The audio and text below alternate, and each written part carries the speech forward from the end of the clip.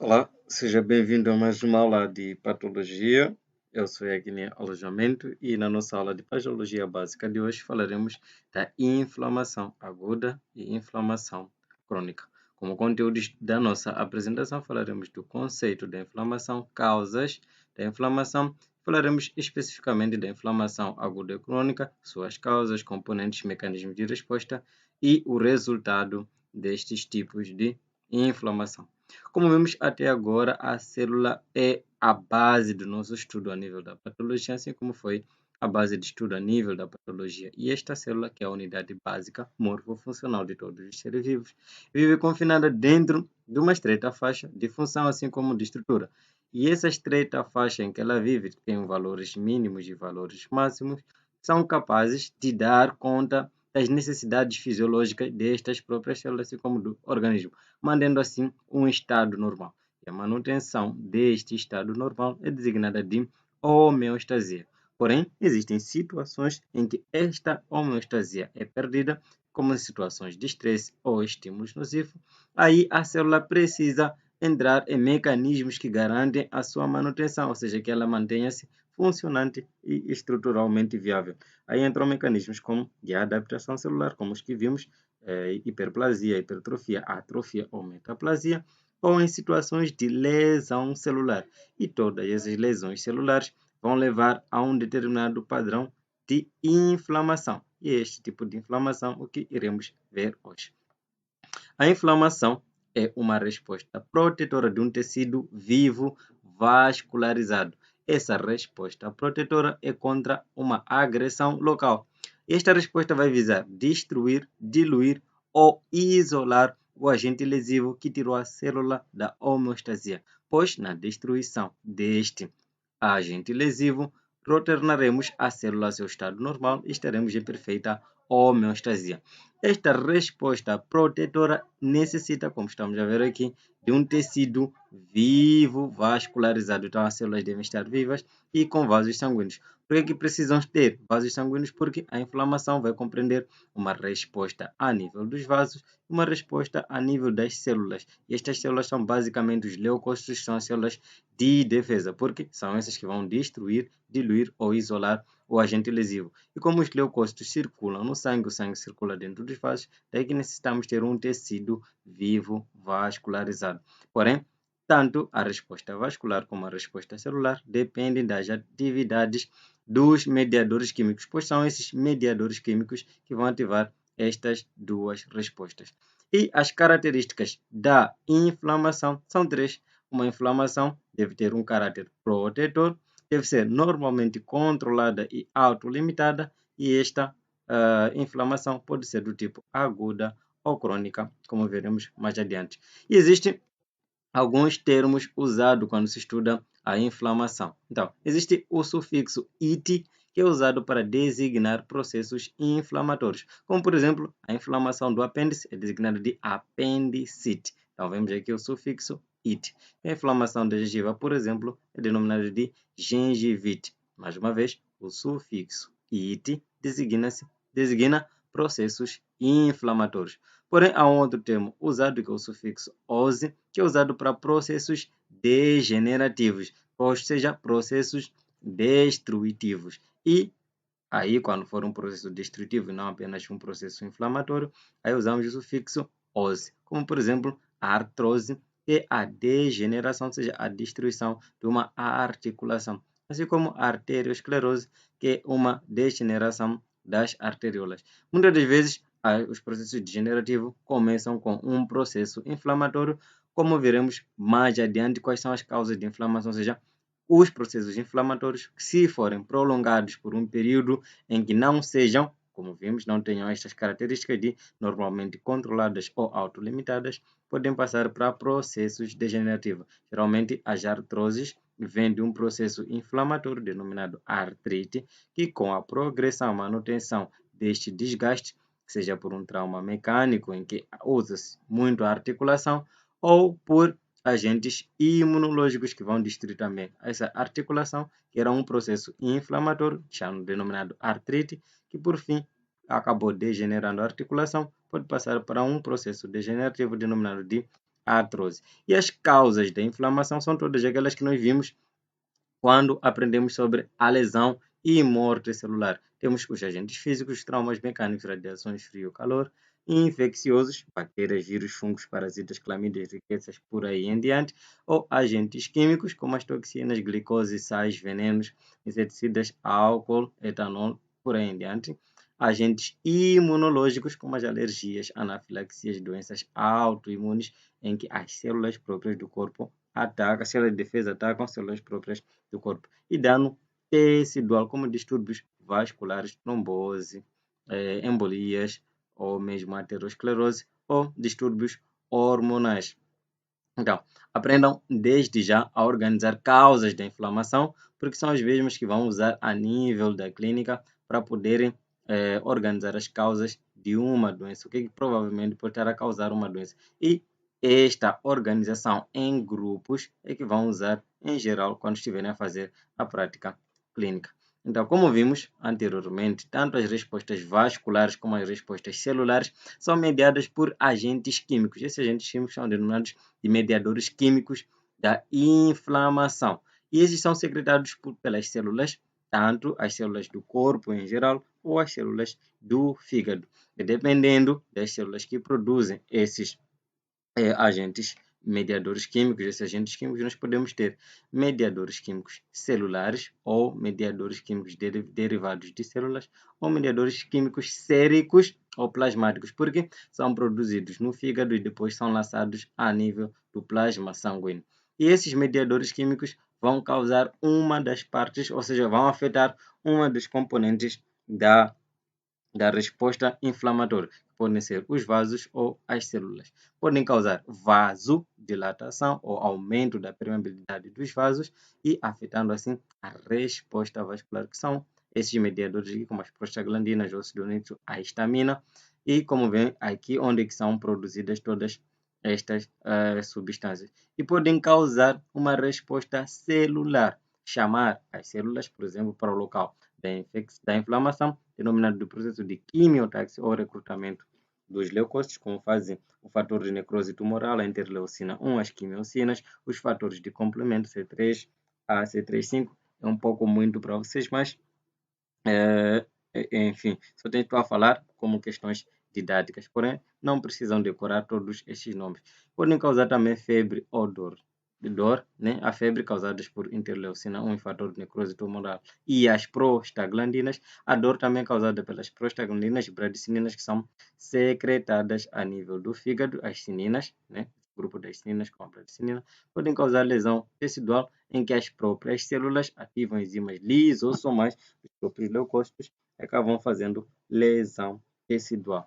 Porém, estes mediadores químicos, todos por serem substâncias químicas, têm um tempo de vida autolimitado. Por isso que são constantemente secretados enquanto persistir a lesão, porque eles têm uma ação limitada. Então, até agora vimos a inflamação no geral, porém a inflamação é dividida em dois tipos.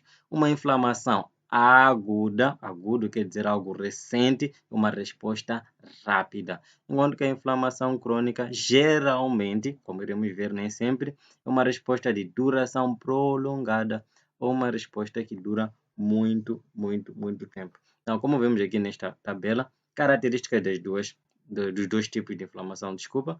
O início, a inflamação aguda em geral é de início rápido, minutos a hora, enquanto que a inflamação crônica dura semanas ou meses, que estão aqui, dias. Já em geral, a inflamação aguda tem células predominantemente polimorfonucleares e nesses polimorfonucleares quem responde mais são os neutrófilos, porque os neutrófilos circulam no sangue na forma matura, já estão células bem maduras e fazem fagocitose de tudo. Como a inflamação aguda é uma resposta recente, uma resposta rápida e precisamos resolver o problema rapidamente, nós usamos células maduras, enquanto que a inflamação crônica, por ser já um processo demorado, usa-se mais os mononucleares, que são os macrófagos e linfócitos. Os macrófagos são derivados de os monócitos. Monócitos quando estão no sangue, macrófagos quando estão a nível tecidual.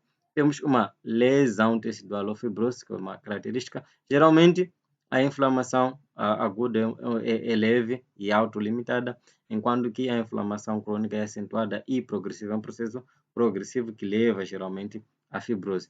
E sinais locais ou sistêmicos aqui são mais proeminentes, aparecem mais, como iremos ver quais são esses sinais da inflamação, enquanto que aqui esses sinais são sutis, não aparecem em geral os sinais cardinais da inflamação, como acontece na inflamação aguda. Comecemos a falar da inflamação aguda. Como já vimos, é uma resposta rápida, porque é algo recente. Na inflamação aguda, uma resposta rápida que visa, em geral, levar leucócitos e proteínas plasmáticas para os locais da lesão. Então, como vimos, os leucócitos e as proteínas plasmáticas, como as proteínas do complemento, ajudam a dar aquele objetivo da inflamação, que é dar uma resposta protetora, com vista a destruir, diluir ou isolar o agente lesivo. Por isso que levamos lá leucócitos, que são células de defesa. E como tanto, os leucócitos como proteínas plasmáticas, plasma sanguíneo, circulam no sangue, as respostas em geral vão ser alterações vasculares, porque temos o plasma, as proteínas plasmáticas no plasma sanguíneo, e os leucócitos também circulam no plasma no sangue, e precisam estar no local da infecção. Nós teremos alterações vasculares e eventos celulares, células, geralmente os leucócitos, e alterações vasculares que é a nível do vaso. Aqui podem ver um vaso normal, e também um interstício aqui normal, com poucas células de defesa. Quando ocorre uma inflamação, ocorrem alterações nesses vasos. A primeira alteração é a vasodilatação. Como vemos aqui, a dilatação aumentou o calibre da arteríola, assim como aumentou o calibre das vênulas. Essa vasodilatação também é sucedida de um aumento da permeabilidade a nível dos capilares. E tudo isso vai permitir que haja eventos celulares, que é a emigração dos leucócitos dos vasos sanguíneos e seu acúmulo no local da lesão. E geralmente as células que participam em primeiro chegam os neutrófilos e depois participam os macrófagos. Por isso que dissemos que os neutrófilos são as células principais da inflamação aguda. Não quer dizer que não participem as outras células, como os macrófagos e linfócitos, porém os neutrófilos são os que mais participam. Então são as células principais na inflamação aguda. Então ocorre essa imigração dos leucócitos para o local da lesão, porque nós queremos que estes leucócitos possam fagocitar ou isolar o agente lesivo com vista a destruir. Então, o que pode causar essa vasodilatação e aumento da permeabilidade e imigração dos leucócitos acúmulos no seu local de lesão, que são eventos ou componentes que ocorrem na inflamação aguda? Várias são essas situações que podem levar a estas alterações. Temos agentes infecciosos como bactérias, vírus, fungos, podem levar a inflamação aguda, o trauma, tivemos um corte ou uma penetração por qualquer objeto estranho, uma lesão térmica, temperatura, em geral, calor ou frio, queimaduras de toxinas, também levam à inflamação aguda, causam toda esta vasodilatação, aumento da permeabilidade, extravasamento de neutrófilos para o local da lesão. Necrose tecidual, como vimos aí, a necrose é sempre um processo inflamatório, porque há extravasamento de substâncias celulares para o interstício e essas substâncias precisam ser fagocitadas para não causarem dano a nível do tecido. Então, também ocorre fagocitose dessas substâncias. Corpos estranhos e até reações imunológicas, todas essas 5 situações aqui presentes levam à inflamação aguda. E quais são os sinais cardinais de que há um processo inflamatório? Todos nós já passamos por essa situação e conhecemos geralmente esses sinais cardinais da inflamação. É só pegar um objeto e bater ali, ou pegar um objeto quente ou uma agulha, picar-se, para poder observar esses sinais da inflamação. Em geral, os sinais cardinais da inflamação são estes 5 aqui presentes, que é o calor, o rubor ou vermelhidão ou eritema, tumor ou inchaço, dor ou perda de função. Novamente, calor, rubor, tumor, dor e perda de função. Esses são os 5 sinais cardinais da inflamação. E todos esses 5 sinais dependem das 2 características que aqui mencionamos que ocorrem na inflamação, que é a alteração vascular e eventos celulares, como vamos ver aqui. O calor vai ocorrer devido à vasodilatação e aumento do metabolismo celular, porque a célula está em estresse, então aumenta a sua atividade de metabolismo, não precisa de mais sangue. Para darmos mais sangue a estas células, porque aumentaram seu metabolismo, precisam produzir mais energia, então causamos vasodilatação. E essa vasodilatação vai levar calor ao local. Então vai aumentar o calor ou a temperatura a nível do local em que está inflamado. E porque causamos uma vasodilatação e aumentamos o fluxo sanguíneo naquele local, como sabem, no sangue circulam as hemácias em geral têm a cor vermelhada devido à presença da hemoglobina, então aquele calor, desculpa, o local da inflamação vai estar vermelho, vai dar um rubor, um eritema. Então isso tudo vai ser devido à vasodilatação e aumento do fluxo sanguíneo local, denominado de hiperemia. Então, depois, como ocorreu a vasodilatação, em geral também aumento da permeabilidade local, porque nós queremos levar células para o local da inflamação, queremos levar proteína, então temos que aumentar a permeabilidade dos capilares para que haja extravasamento a nível dos poros de líquido. E esse extravasamento de líquido para o interstício causa tumor, causa uma tumoração, ou seja, causa um inchaço, porque passou líquido dos vasos sanguíneos, que saiu do sangue do plasma, para o interstício também passaram células. E como nestas células que passaram para o interstício, há algumas células que liberam prostaglandinas. As prostaglandinas, assim como bradicinina e outras, afetam as terminações livres daquele local. As terminações livres são as terminações da dor.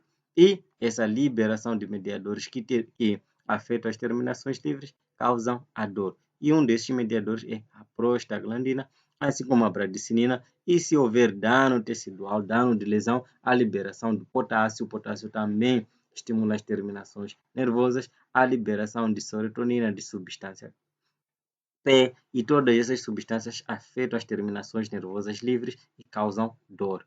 Muita, mas muita dor. Isso tudo nós já passamos.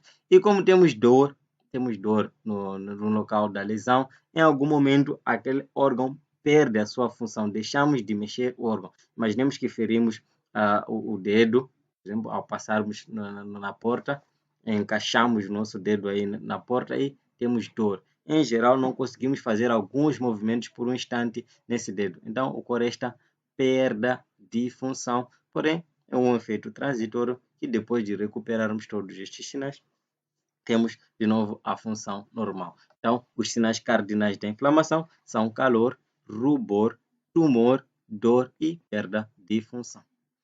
Então, como o líquido que extravasou para o intestino e vai causar edema, e o edema é uma das características da inflamação, faz parte de um dos sinais da inflamação. Nós podemos distinguir qual é a causa de um edema olhando para o líquido que passou para o intestino. E este líquido pode ser de dois tipos, pode ser um transsudato ou um exsudato. Falaremos melhor desses líquidos quando estivermos a falar de transtornos hemodinâmicos, concretamente do edema, mas não poderia deixar de passar esta aula, porque é importante para entenderem os padrões de inflamação.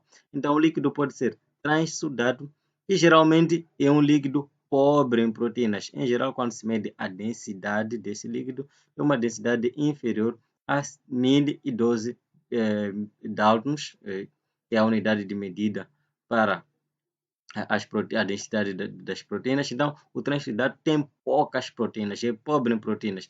E geralmente é pobre em proteínas porque neste tipo de inflamação, ou neste tipo de inflamação, sim, que dá ao transsudato, não há aumento de permeabilidade. Apenas há um aumento da pressão hidrostática ou diminuição da pressão coloidosmótica dentro dos vasos. E só sai plasma para o intestino. Não se perde proteínas do vaso para o interstício, apenas sai líquido. E só por sair líquido dá esse transsudato, que em geral é um líquido claro, um líquido clarinho, clarinho, clarinho, como vamos ver lá em frente. E temos o exsudato, que é um fluido inflamatório já rico em proteínas, com uma densidade superior a 1020. E isso é porque aumentou a permeabilidade. E para além de passar apenas plasma, também passaram as proteínas de alta densidade, como albumina, entre aspas, fibrinogênio, passam para o interstício e dão essa característica de exsudato. Então, uma inflamação, embora seja autolimitada, então ela pode ter vários resultados, ou seja, pode ter várias finalidades. Em geral, são 3 resultados de uma inflamação aguda. A inflamação aguda pode resolver-se, pode ocorrer resolução. Essa resolução pode ser por regeneração e reparo, geralmente em lesões limitadas ou lesões breves, com pouca ou nenhuma lesão tecidual em que não se afetou a membrana basal. Essa inflamação aguda pode persistir, geralmente por agentes lesivos que são difíceis de neutralizar. E essa inflamação aguda pode passar para inflamação crônica, porque já passa daquele período de poucos dias, de poucas horas, para dias ou mesmo semanas. Daí essa inflamação denominamos de inflamação crônica, porém veio da inflamação aguda. Ou, em vez de ocorrer regeneração e reparo, porque não houve lesão da membrana basal, pode haver cicatrização.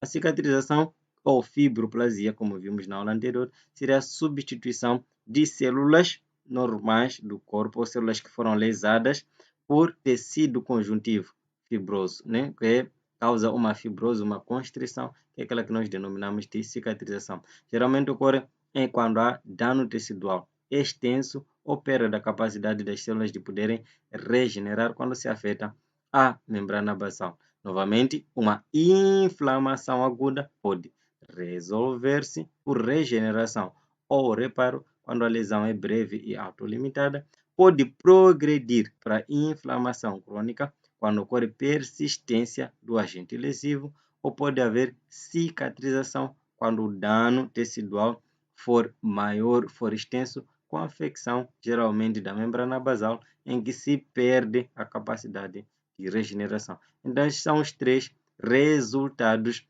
de uma inflamação aguda. Então, como que se pode apresentar uma inflamação aguda? Então, como vimos ali, dependendo do líquido, pode ser transsudato ou exsudato, a inflamação pode ser uma inflamação do tipo serosa, quando apresenta um líquido transsudato. Transsudato ou líquido seroso é aquele líquido esbranquiçado. Geralmente, quando temos queimadura, aquelas boias que saem. Quando temos herpes, aquelas bolinhas que saem nos lábios em situações de estresse, para pessoas que já viram. Então, aquele líquido esbranquiçado denominamos de inflamação serosa. Ali só tem transudado porque aumentou a pressão hidrostática ou diminuiu a pressão colodosmótica. Então, nas queimaduras, nas infecções por vírus, como o caso do herpes, eu acabei de referir, ocorre uma inflamação serosa.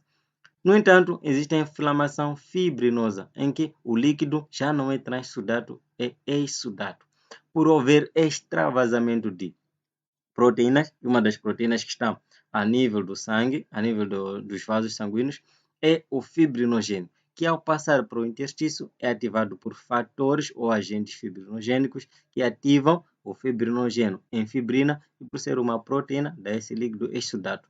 Então temos o líquido cheio de fibrina. A isso chamamos de inflamação fibrinosa, como ocorre em situações de infecções por bactérias ou infecções na febre reumática. Dá uma pericardite. Por exemplo, aqui tem esse exemplo, que é de uma pericardite, que é a inflamação do pericárdio, da membrana que reveste o coração. Se forem ver, tem umas espículas aqui, que esse padrão denominado de pericardite em pão com manteiga. Se forem ver, quando colocamos manteiga numa das faces do pão e colamos, juntamos os 2 pães, depois abrimos, vocês vão ver que no lado da manteiga há umas espículas, há uns picozinhos que acabam saindo. Então, o mesmo acontece quando se abrem as 2 membranas serosas do pericárdio e acabamos vendo essas espículas. Então, por isso deu-se esse nome de pericardite em pão com manteiga. Temos uma inflamação purulenta, quando tem a presença de pus, denominada de inflamação supurativa ou purulenta, geralmente por bactérias piogênicas. Eu trouxe aqui algumas definições quando há pus. O pus é o acúmulo, é uma secreção rica em neutrófilos, ou que são leucócitos, células necróticas e líquido do edema. Então, toda essa mistura de células mortas, de células de defesa e do líquido oriundo do edema, do extravasamento do líquido plasmático para o intestino, é denominado de pus. E esse líquido denominado de pus pode se apresentar em diversas formas. Pode ser um abscesso, quando esse pus está localizado, ou seja, tem uma membrana que reveste esse pus, está num sítio bem conservado, está num sítio bem localizado, denominado de abscesso. Ou o pus pode estar espalhado não dentro de uma cápsula, não numa coleção localizada, mas espalhado por um espaço, né, a nível do corpo, denominado de fleimão. É fleimão porque está espalhado. Quando o pus está localizado, é denominado de abscesso. Ou pode ser denominado de empiema quando está em uma cavidade. Por exemplo, na cavidade pleural, as cavidades que revestem os pulmões, ou na cavidade peritoneal. O peritoneu é a cavidade que reveste os órgãos intra-abdominais que fazem parte geralmente do tubo digestivo. E a inflamação também pode se apresentar na forma de uma úlcera. Úlcera é uma escavação, como vocês podem ver aqui, o estômago, é a parede do estômago, tem essa escavação. Então, úlcera é um defeito local ou uma escavação, geralmente de um órgão ou tecido, quando ocorre remoção do tecido necrótico inflamatório, ou seja, teve morte de células e que essas células foram removidas e não começaram a causar uma escavação. As úlceras, para além de aparecerem nas mucosas, geralmente aqui na mucosa gástrica, também podem aparecer a nível da pele, que é o que vão ver muito a nível do hospital, geralmente em pacientes acamados que ficam em grande período no hospital. Então, vamos fazer um breve resumo da inflamação aguda. Já vimos que a inflamação aguda é uma resposta rápida que visa levar leucócitos e proteínas plasmáticas para os locais da lesão. E essa inflamação aguda apresenta 5 sinais cardinais, que é o calor, o rubor, o tumor ou edema, a dor e a perda de função. Esses são os 5 sinais cardinais da inflamação. Esta inflamação aguda pode ser causada por infecções, sejam bactérias, vírus, fungos, parasitas, clamídias, por aí em diante, traumas mecânicos, térmicos, radiações, necrose tecidual, corpos estranhos e reações imunológicas, como é o caso, por exemplo, das alergias, quando vimos já falar das lesões celulares. E também a inflamação aguda compreende 2 componentes importantes. A componente vascular, em que vai haver vasodilatação e aumento da permeabilidade, e a componente celular, em que participam grandemente os neutrófilos primeiro, depois temos os macrófagos. Porém, não quer dizer que não participem outras células, porém, os neutrófilos são as grandes ou as principais células da inflamação aguda. E o mecanismo de resposta da inflamação é a vasodilatação e o aumento da permeabilidade, que é um evento vascular, a migração de leucócitos e o acúmulo desses leucócitos no local da lesão, que é um evento celular. Tudo isto mediado por agentes químicos denominados de mediadores químicos da inflamação.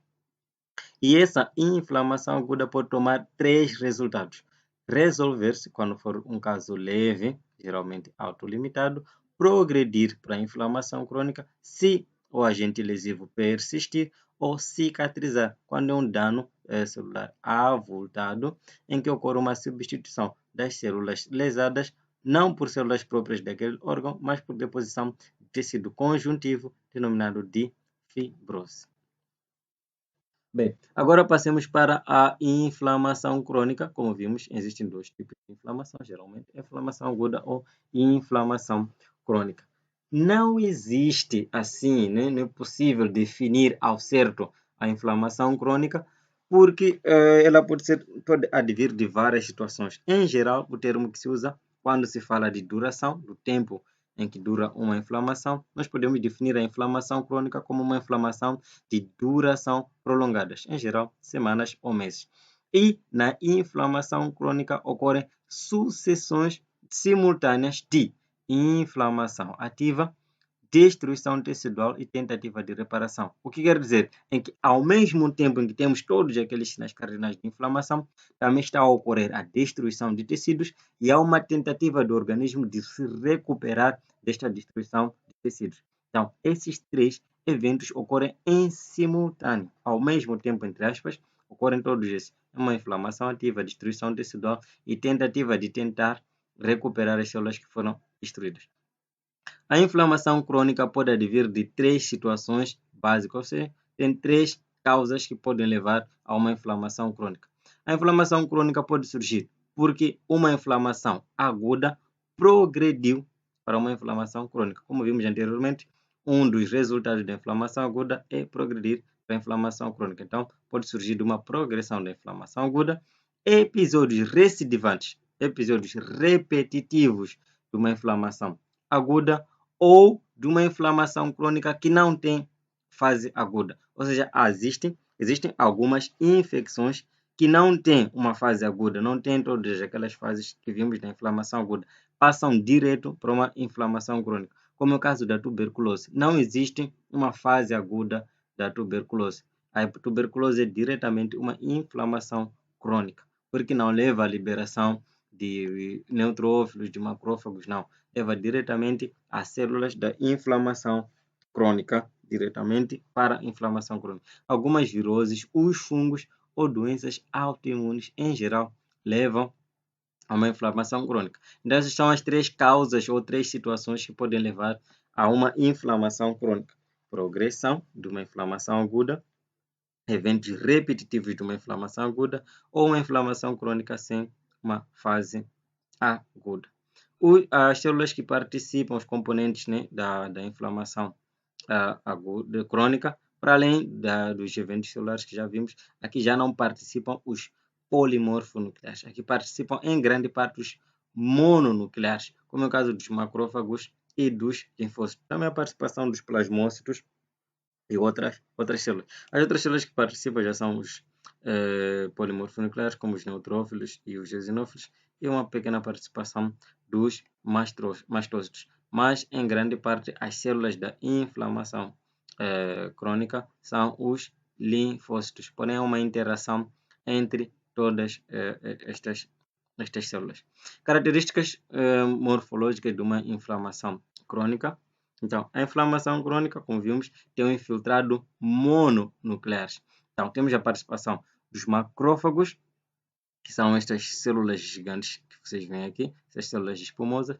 Os macrófagos, para além de serem células da inflamação, serem importantes na fagocitose das substâncias estranhas, elas também são células apresentadoras de antígeno. Depois de fagocitarem e degradarem os agentes lesivos, elas vão apresentar essas substâncias aos linfócitos, que são células de defesa com resposta específica. Não são células, por isso denominadas também de células apresentadoras de antígeno. Para além de liberarem citocinas que são substâncias que vão estimular outras células de defesa, como ativar outros macrófagos, assim como ativar os linfócitos para poderem participar destas células. Temos os linfócitos, que são os grandes participantes da inflamação crônica.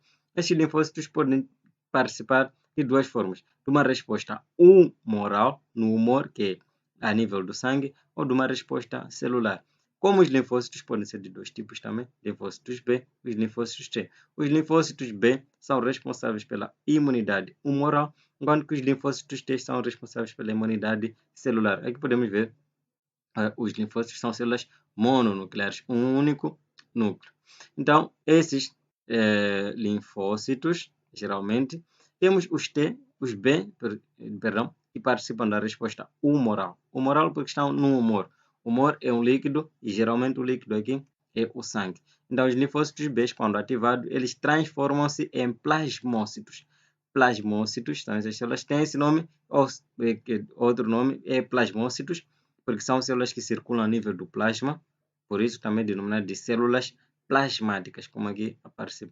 Plasmócitos são essas células aqui que têm um único núcleo e um núcleo periférico.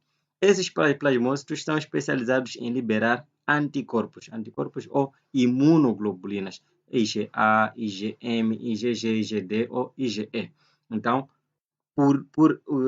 pelos anticorpos circularem também a nível do plasma, daí que os linfócitos B são células que participam da resposta humoral. Então, temos a resposta humoral em que os linfócitos ativados transformam-se em plasmócitos e os plasmócitos liberam anticorpos. Temos linfócitos T, que em geral liberam linfocinas para estimularem outras células linfocíticas, né? Ativarem outros linfócitos T, ativarem os linfócitos B, assim como estimularem de novo os macrófagos, e estes macrófagos vão voltar a apresentar antígeno. Temos os plasmócitos, que eu já falei, que uma das grandes funções deles é liberar anticorpo.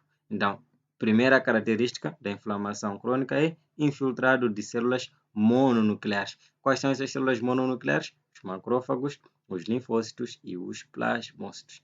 Depois, como nós vimos, outra característica da inflamação é a destruição tecidual. Essa destruição dos tecidos é induzida pela persistência do agente agressor e também pelas células inflamatórias, que vão liberar substâncias que vão destruir as células, como as enzimas lisossomais que vão destruindo os tecidos e as células, assim como os linfócitos vão destruindo também as células infectadas.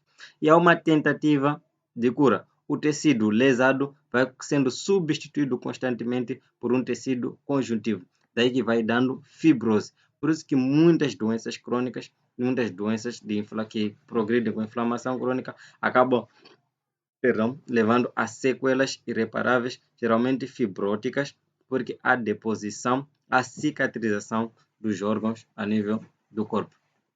Tudo isso que eu estou a explicar vem desta parte que dissemos que a inflamação crônica é uma sucessão simultânea de uma inflamação ativa a um infiltrado de células mononucleares, destruição tecidual e tentativa de reparo, que são essas características ou caráteres morfológicos da inflamação crônica.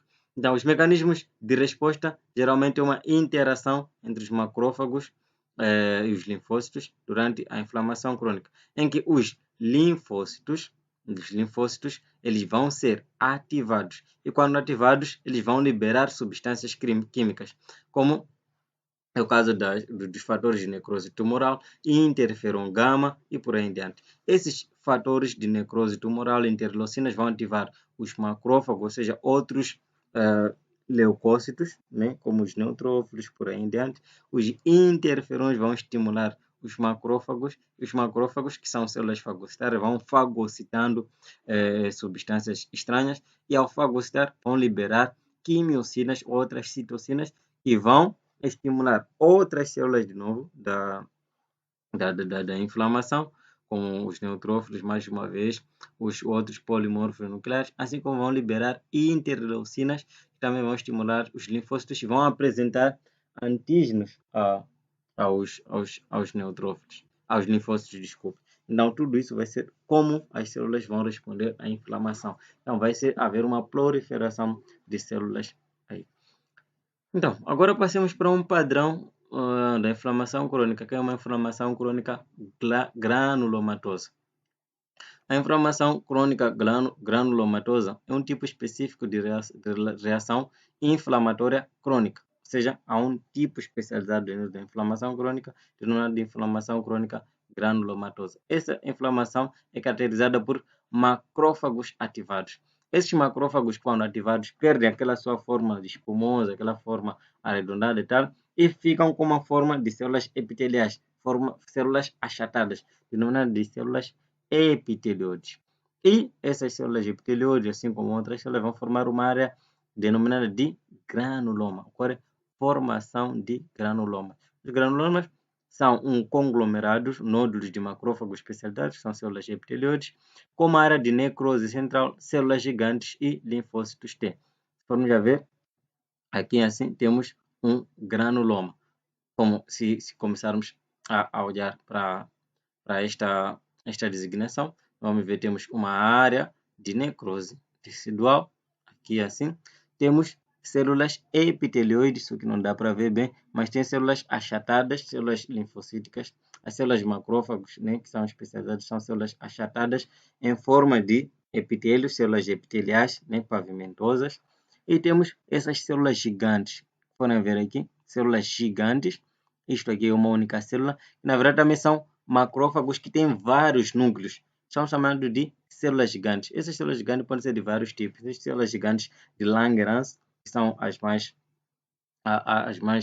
vistas, não, células gigantes de Langerhans, células gigantes de Langerhans e células de Touton também. Essas são as de Langerhans, são as que apresentam formato de meia-lua, como vocês podem ver, tem os núcleos em formato de meia-lua. Quem conhece lua, né? Uma lua à metade, não tudo completo.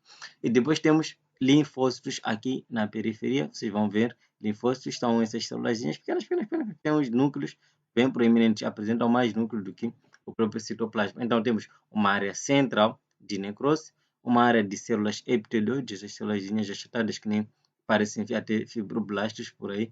Depois temos células gigantes, que essa é uma única célula com vários núcleos, por isso denominadas células gigantes. Geralmente são células gigantes de Langerhans, e temos os linfócitos na periferia. Essa inflamação crônica granulomatosa ocorre em infecções crônicas. Geralmente essas infecções crônicas escaparam do controle agudo, saíram da inflamação aguda e permaneceram mais ou menos ativos, ou seja, ainda persistem a continuar a fazer a inflamação. Essa inflamação saiu da inflamação aguda e passou para uma inflamação crônica. A inflamação crônica granulomatosa geralmente ocorre em alguns agentes infecciosos, como o caso da tuberculose, lepra e sífilis, como vem aqui, Mycobacterium, tuberculose leprae, Tremonema pallidum, ou alguns agentes não infecciosos, como o caso de corpo estranho. Mas já estávamos a fazer uma cesariana de um paciente, esqueceu-se um fio de sutura lá dentro. E geralmente nos fios de sutura o que vai aparecer é um granuloma, uma inflamação crônica granulomatosa. Aqui trago alguns exemplos. Podem ver essas áreas aqui são áreas, né, de macroscópica em que conseguimos ver, são os granulomas, um granuloma tuberculoide, né, da tuberculose. Esse é um pulmão, como podem ver, aqui estão os brônquios, por aqui assim, e esse é o parênquima pulmonar. Então aqui é uma tuberculose pulmonar, enquanto que aqui é na lepra. Então temos uma lepra lepromatosa, que tem essa face leonina, né? Se forem ver, são vários gomas, né? São os tais granulomas, né? Nesse paciente que tem lepra, que é o Mycobacterium leprae ou Ancenias, como o nome diz. E também temos uma lepra tuberculoide, que tem essas áreas aqui, também são áreas de inflamação granulomatosa. Em geral, essas áreas são insensíveis, né? Se forem tocar, a pessoa já perdeu a sensibilidade. Vocês veem aqui microscopicamente como são essas lesões, formam estas áreas aqui, que são os tais granulomas. Aqui são os granulomas. Então, resumo da inflamação crônica. Já vimos que a inflamação crônica é uma resposta prolongada do hospedeiro a estímulos persistentes. Geralmente as causas são micro-organismos persistentes à eliminação ou uma progressão ou episódios recidivantes de uma inflamação aguda. Progrediu de uma inflamação aguda ou eventos repetitivos de uma inflamação aguda.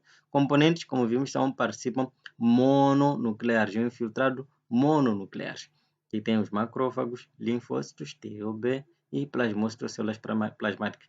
Características dessa inflamação crônica: geralmente há uma inflamação persistente com infiltrado celular mononuclear, uma destruição tecidual e tentativa de reparo, que são eventos sucessivos que vão ocorrendo em simultâneo. E os mecanismos de mediação e liberação de citoquinas pelos macrófagos ou liberação de linfocinas. E vai havendo uma interação entre linfócitos e macrófagos que vão proliferando células na tentativa sempre de destruir. Por fim, a aula basicamente já terminou, mas eu queria muito que vos ensinar isto aqui, que é muito, mas muito, muito importante. Para quem acha que já está, pode sair agora, né? A aula já terminou, mas enfim, eu queria colocar esta partezinha que é importante. Como vocês veem, desde sempre, desde a segunda aula, nós sempre vemos, eu venho dizendo, aliás, que o foco da patologia, assim como foi o vosso foco na anatomia e fisiologia humana, eram as células, principalmente na fisiologia humana. O foco eram as células.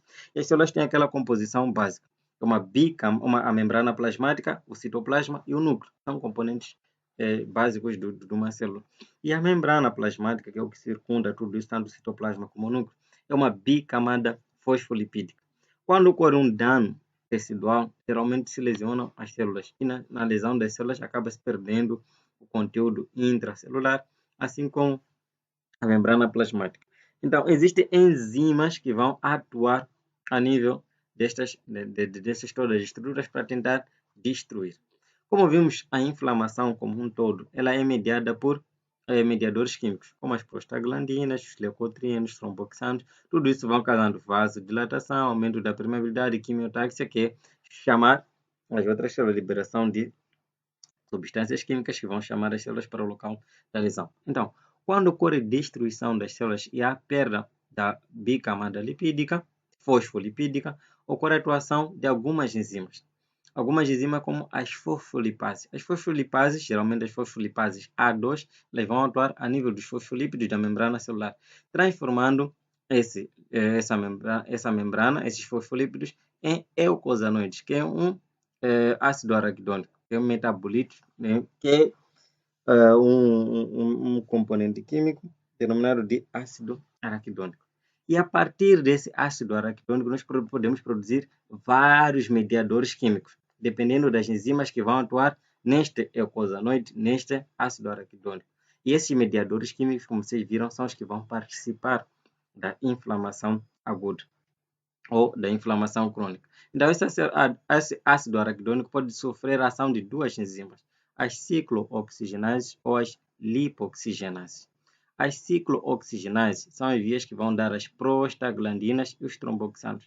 As prostaglandinas, como nós vimos, são causa importante de vasodilatação e de agregação plaquetária. A via das ciclooxigenases, existem duas vias, a COX-1 e a COX-2.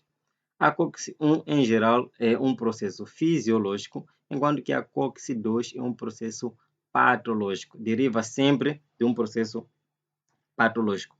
Nós, quando temos todos aqueles sinais de inflamação, como vocês viram, dor, calor, rubor, tumor e perda de função, em geral é derivado dos mediadores químicos. Quando temos uma lesão tecidual e ocorre inflamação, nós damos alguns medicamentos. Os medicamentos como a aspirina ou os anti-inflamatórios não esteroides, como o ibuprofeno, a indometacina, por aí em diante. Essas todas as substâncias vão inibir a via das ciclooxigenases. Ao inibir a via das ciclooxigenases, nós não vamos ter a formação de mediadores químicos. E se nós não tivermos a formação de mediadores químicos, vamos parar de ter aqueles sinais cardinais da inflamação. Como nós vimos, o que causa vasodilatação são as prostaglandinas. As prostaciclinas, as prostaglandinas vão causar vasodilatação. E vimos que a vasodilatação vai levar ao edema. Então, ao inibir a essa via de formação das prostaglandinas, nós não teremos o edema. As prostaglandinas também são aquelas que vão causar febre, são aquelas que vão causar dor. Então, ao inibir aqui, nós temos a limitação da dor e a diminuição da febre. Por isso que nós usamos a aspirina para parar a nossa febre, usamos o paracetamol, porque o paracetamol inibe essas vias também. Usamos o ibuprofeno também para parar essas vias, principalmente as mulheres usam nos períodos menstruais para pararem as dores, porque esses medicamentos todos atuam a nível da ciclooxigenase. Então, é esta a importância de estudar a inflamação. Vocês vão saber por que estão a fazer as coisas, por que vocês dão uma aspirina, porque nós estamos a inibir esta via aqui. Se forem ver também, geralmente os hipertensos estão proibidos de usarem ibuprofeno, por exemplo, porque o ibuprofeno inibe também a via da ciclooxigenase. E na ciclooxigenase, as prostaglandinas causam vasodilatação. Tá vendo? Causam vasodilatação. Ao causarem vasodilatação, eles previnem contra a hipertensão, porque a hipertensão geralmente é quando o vaso está apertado. Há um vaso estreito e há muito contato entre o sangue e os vasos sanguíneos, que chama de hipertensão. É a força que o sangue faz sobre os vasos, a tensão que o sangue faz sobre os vasos. Se nós dermos aspirina e inibimos a via das ciclooxigenases, nós não temos essa vasodilatação. Se não temos vasodilatação, ocorre vasoconstrição. Então, haverá mais contato do vaso com o sangue. Aí agravamos a hipertensão. O mesmo, eu explicava isso porque quero vos explicar da via das lipooxigenases. As lipooxigenases, em geral, elas vão liberar leucotrienos que vão causar broncoespasmo, ou seja, diminuição do calibre dos brônquios. Os brônquios são estruturas importantes na respiração, são as vias de condução de ar. O que acontece numa pessoa com asma? Numa pessoa com asma, nós o que temos? Temos um broncoespasmo, uma broncoconstrição, a diminuição do lume.